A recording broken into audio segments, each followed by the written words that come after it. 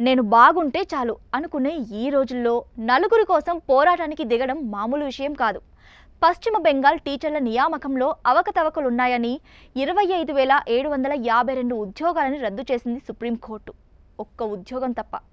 ఆ ఉద్యోగం సోమా దాస్ది. ఈ బెంగాలీ టీచర్ తనకు ఉద్యోగం రానందుకు పోరాడింది. ఉద్యోగం రాని వాళ్ళ కోసం పోరాడింది. ఈలోపు క్యాన్సర్ వస్తే దానిపైన పోరాడింది.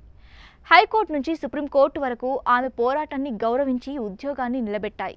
కానీ తాజాగా ఈ తీర్పు వల్ల కూడా ఎందరో రోడ్డున పడతారని పోరాటానికి సిద్ధమైంది సోమాదాస్. ఈ గొడవ 2016 నుంచి మొదలైంది. West Bengal School Service Commission 2016లో భారీగా పరీక్షలు నిర్వహించి స్కూల్ మరియు కాలేజ్ స్థాయిలో 25,725 టీచింగ్, నాన్ టీచింగ్ నియామకాలు చేపట్టింది.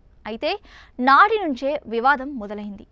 దొడ్డిదారిన చాలామంది ఉద్యోగాల్లో చేరారంటూ అర్హులైన వారు రోడ్డుకెక్కారు, నిరసనలు చేపట్టారు.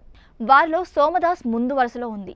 నా పేరు మెరిట్ లిస్ట్లో ఉంది, కానీ నాకు ఉద్యోగం ఇవ్వలేదు, నా బదులు ఎవరో దొడ్డిదారిన చేరారు అంటూ ఆమె కోల్కతా హైకోర్టులో కేసు వేసింది. ఈ కేసు నడుస్తుండగానే పెద్ద ఎత్తున ఆందోళనలు నిర్వహించారు. అన్నింటిలోనూ సోమదాస్ ముందు వరుసలో కనిపించింది. రోజుల తరబడి నిరాహార దీక్షలో కూర్చోవడం వల్ల ఆమె పేరు మారుమోగింది. ఇంతలో ఆమెకు క్యాన్సర్ వచ్చింది. అయినా సరే క్యాన్సర్తో పోరాడుతూనే తన కోసం, సాటి వారి కోసం పోరాటం చేసింది. ఇది కోల్కతా హైకోర్టు జడ్జ్ అభిజిత్ గంగోపాధ్యాయ్ దృష్టికి వచ్చి ఆయన సోమదాస్ను కోర్టుకు పిలిపించారు. ఇంకొక ఉద్యోగం ఇవ్వమని ప్రభుత్వానికి చెబుతాను, చేస్తావా అని అడిగారు.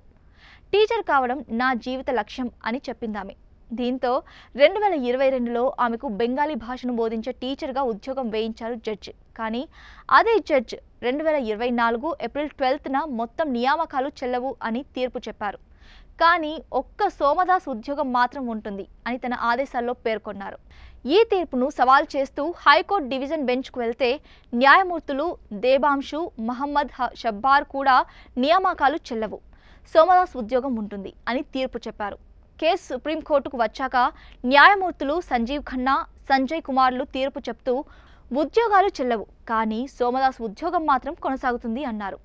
ఇంతమంది న్యాయమూర్తులు సోమదాస్కు వెన్నంటి నిలిచి ఆమె ఉద్యోగం కాపాడడం చాలా అరుదు. దానికి కారణం సోమదాస్ నిరుపేద కుటుంబం నుంచి రావడం, న్యాయం కోసం దేనిని వెరవక పోరాడటం, ఆమె అర్హతలన్నీ కూడా సరిగ్గా ఉండడం, క్యాన్సర్ వచ్చినా దానిపై పోరాడుతూ ఉద్యోగం కోసం పోరాటాన్ని కొనసాగించడం. ఇప్పుడు ఆ 25,000 మంది ఉద్యోగుల కోసం పోరాటానికి సిద్ధమవుతోంది సోమదాస్. వారి ఉద్యోగాలు పోతే కుటుంబాలను ఎలా నడుపుతారు? వారి న్యాయం కోసం ఏదైనా చేయాలి అంటున్నారామె.